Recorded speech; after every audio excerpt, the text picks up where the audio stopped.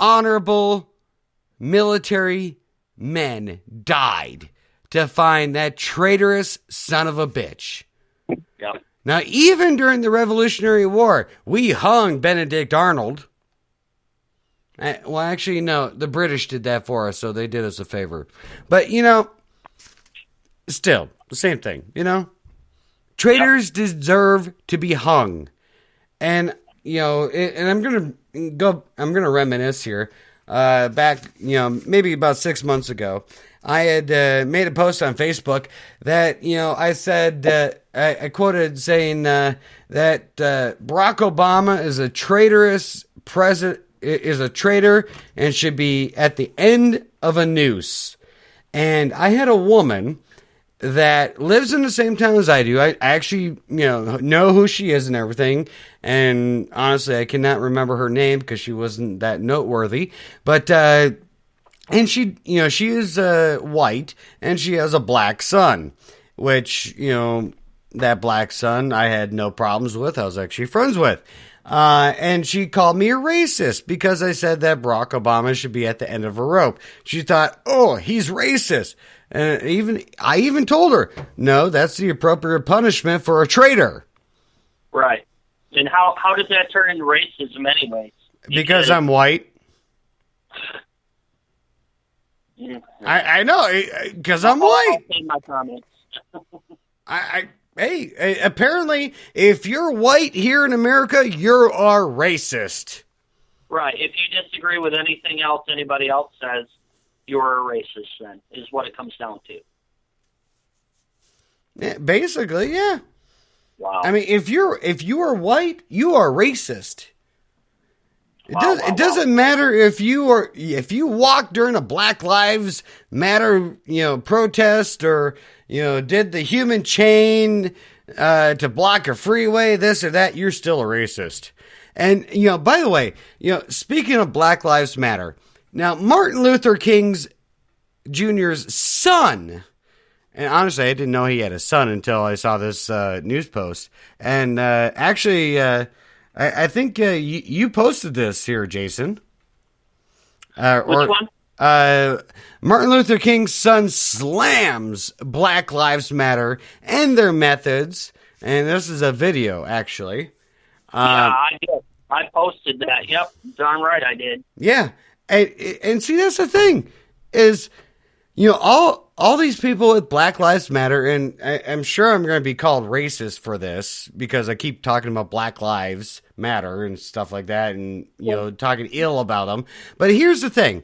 When Martin Luther King stood in front of the Lincoln Memorial in 1960, 1964, I think, or 65. I know he died in 1968, so, I don't know. Jason, do you know exactly what year he did the speech?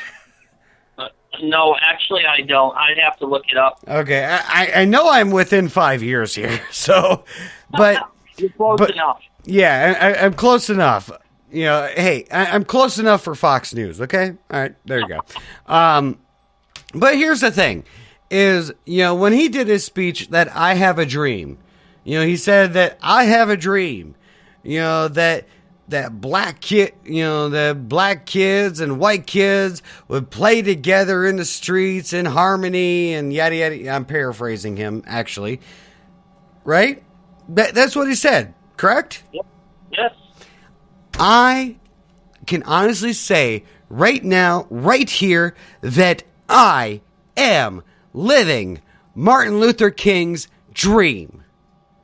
Okay? Because my children, my white cracker children, are playing with black children. I have a black neighbor that comes over more than I would like for him to come over, but he comes over. And we party. We have fun. We play Xbox 360. And, I think the fucker still owes me $25 because I beat him in Madden. But anyways, the thing is racial inequality does not exist in my family. So I am living Martin Luther King's dream. I am living it. So why, America, why can you not live that same dream? You know, I'll tell you right now, hey, I had a dream that my white children played with black children and Asian children and Muslim children and every children of every race, creed, color, and whatever. And they had fun. Because here's the thing. When you're a child, you're not inundated with all this prejudice. Now, when I was growing up, my father, God rest his soul, he died in 2009 from cancer. Now, after I tell this story, some of you may say, well, thank God. But I won't.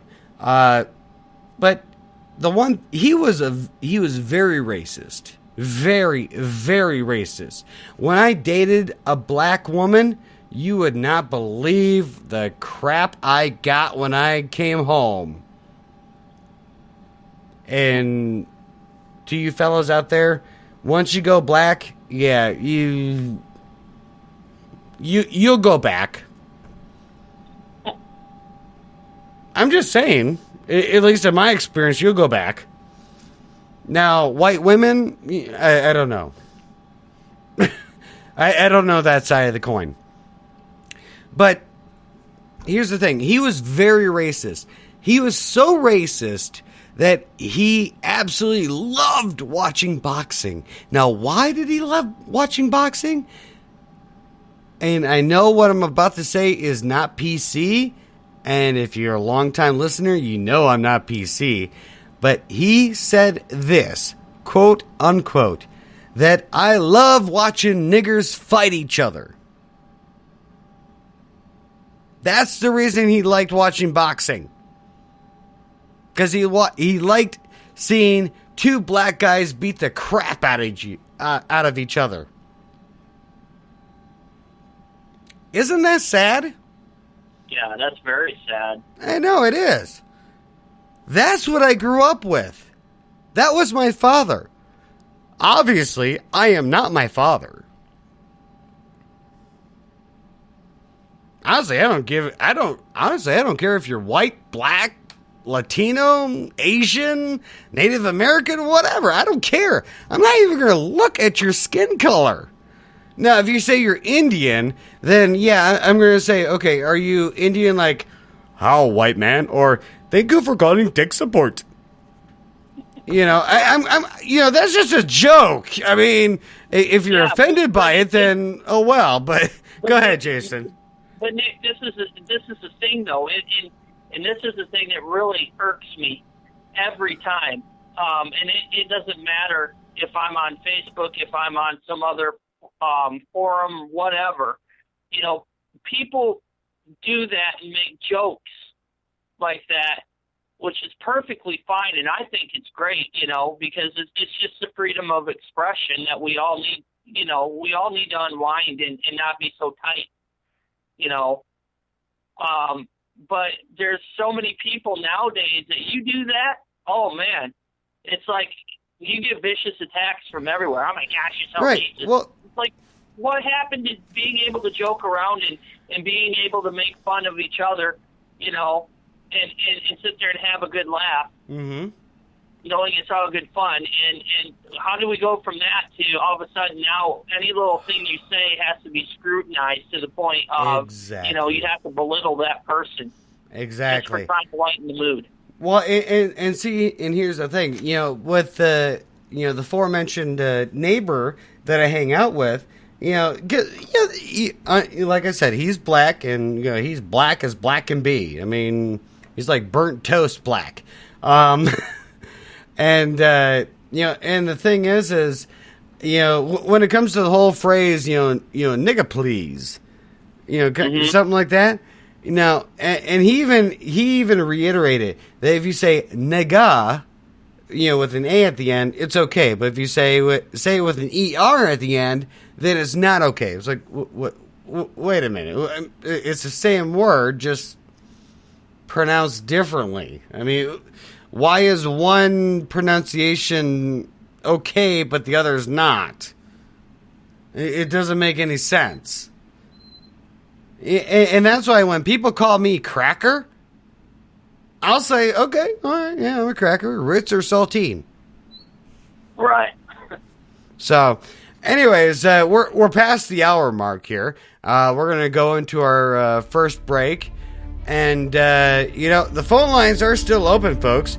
If you want to call in, the number is 651-447-5595. Again, 651-447-5595.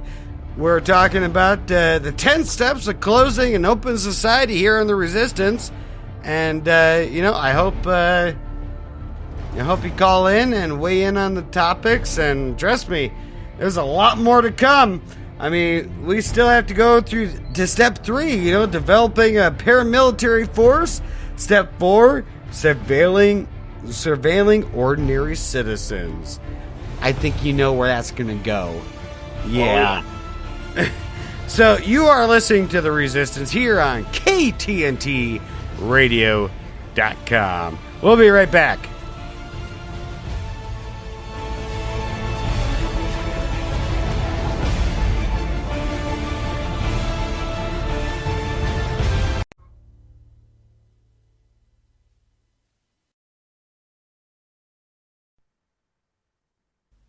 I have 422 friends, yet I'm lonely.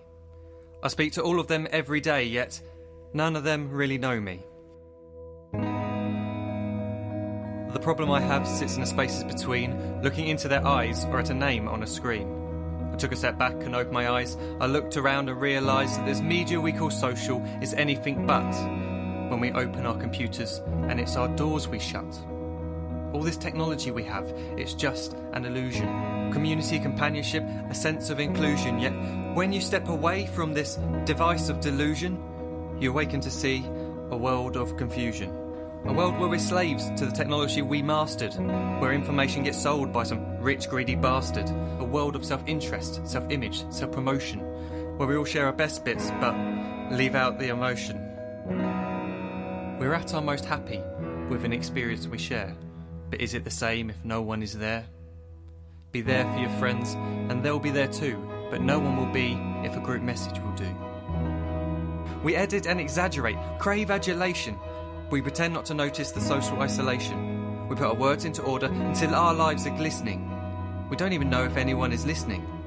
Being alone isn't the problem. Let me just emphasise, if you read a book, paint a picture, or do some exercise, you're being productive and present, not reserved and recluse. You're being awake and attentive and putting your time to good use. So when you're in public and you start to feel alone, put your hands behind your head, step away from the phone.